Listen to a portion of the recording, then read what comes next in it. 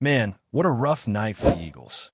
I mean, you can feel the sting, the disappointment, and all the what-ifs that come with a loss like this. It's hard to watch a team you love so much fall short, especially when you know they had the pieces to make a serious run. The San Francisco 49ers came in and did exactly what they had to do. They didn't overcomplicate things. They played smart, kept the pressure consistent, and made sure to stay in the game long enough for the Eagles' offense to run cold. That's the reality when you face a team like them. Score 20-plus points and stay consistent, and you can beat even the most explosive offenses. Credit where credit is due. The 49ers executed their game plan perfectly, and now they move on, while we're left analyzing where everything fell apart. Starting with the players, it's impossible to ignore A.J. Brown's performance, or rather, his absence from accountability afterward. Not speaking to the media after a game like that, that's weak. Leadership isn't just about showing up when things are going right. It's about facing the music when things go wrong. 3 drops, visible frustration on the sideline, arguing with the coach. It all adds up to a poor look for someone wearing a Captain C.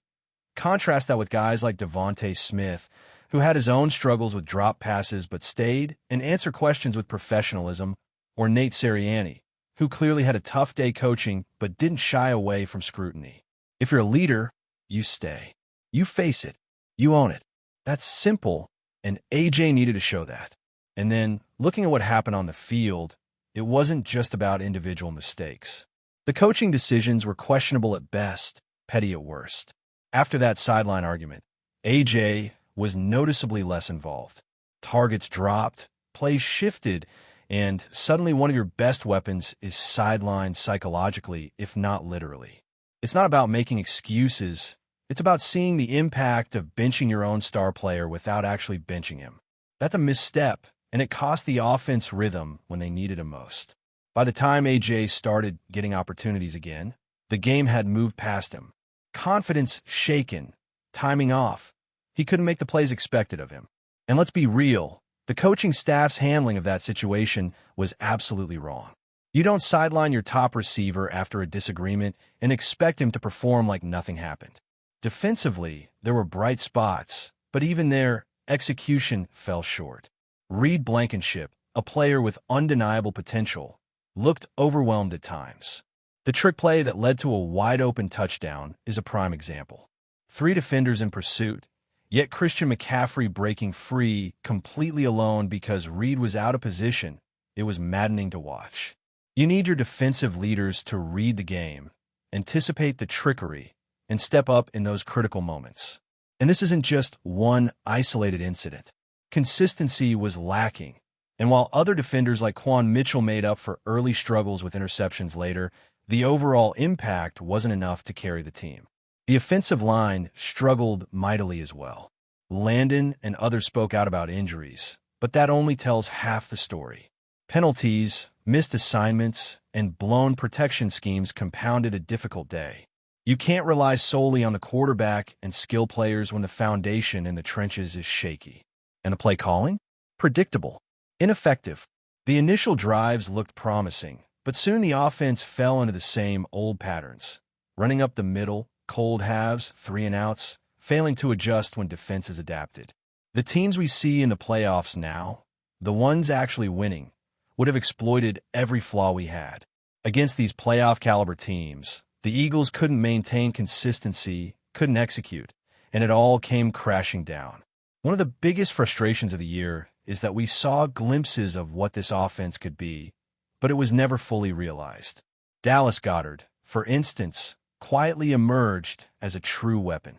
The guy who took the pay cut, the guy almost overlooked, consistently made plays when given the opportunity. His hands, his reliability, his ability to make contested catches outshone both A.J. Brown and Devontae Smith at times. Yet the play design rarely leaned on him enough to capitalize on his strengths. That's on the coaching staff, recognizing talent, finding the rhythm, and executing a game plan that maximizes your best assets. When that doesn't happen, you get games like this, wasted potential, frustration, and a fan base left asking why it all fell apart. Special teams didn't escape scrutiny either. Jake Elliott's inconsistencies have been an ongoing story, and when your kicker struggles in high-pressure moments, it magnifies the challenges across the board. The misses, the mental lapses, all of it trickles down, affecting confidence across the roster. You need stability there, especially in a season where every point matters, and unfortunately, that wasn't the case. Bringing in competition, even at that stage, might have been the move because you can't carry uncertainty into the playoffs. And ultimately, the story comes back to coaching. Kevin Patchello and Nick Sirianni had glaring issues managing the offense, adjusting in-game, and maintaining player confidence. Week after week, patterns repeated. Promising starts, cold stretches, predictable play calling, and a failure to adapt when it mattered most. You hire from within, you bring in friends, you trust familiarity over innovation, and sometimes it just doesn't work. That's what happened here. There were opportunities to pivot, to inject fresh ideas, to maximize talent, but the decisions made consistently failed to do so. The team's potential was undeniable, but the guidance and strategy didn't match. Despite all of this, there were still individual moments of excellence. Defensive standouts fought hard. Young players showed flashes of promise, and some veterans delivered when it counted. But flashes alone don't win games. Championships are built on execution, preparation, and consistent decision-making at every level, from the players to the coordinators to the head coach. And that's what fell short here. The season had all the pieces, but they weren't aligned when it mattered most, leaving fans with frustration, questions, and the bitter taste of what could have been. Looking ahead, the bigger picture for the Eagles starts with reflection and accountability. You can't just blame one player, one coach, or one bad game. This was a culmination of the season, of repeated missteps, and of moments where potential wasn't fully realized. A.J. Brown's drops, Devontae Smith's inconsistencies, the offensive line struggles, and the coaching decisions all intersected to create a situation where a championship-caliber team fell short in a critical moment. But understanding the root of these issues is essential for moving forward. The offense, no matter how talented, cannot operate in isolation. You need cohesion, trust, and clarity on every play. You need coordinators who understand the strengths of their players and can design schemes that maximize that talent. Otherwise, games like this happen, and the season slips through your fingers despite having the tools to compete at the highest level. The defense, on the other hand, provided a blueprint for what this team can be when things click. Players like Zach Bond, Jordan Davis, and Jalen Carter showed flashes of brilliance and resilience. Even though injuries and limitations on certain plays exposed vulnerabilities, the core of this defensive unit is still one of the best in the league. Reed Blankenship, despite the missteps, has a future ahead if paired with the right support. The lesson here is that a championship team doesn't rely solely on one side of the ball. Defense can win games, but offense wins championships, and the offense has to meet the defense halfway.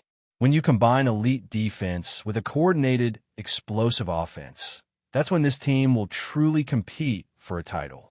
The pieces are there. They just need the right alignment. Leadership is another crucial piece that can't be ignored.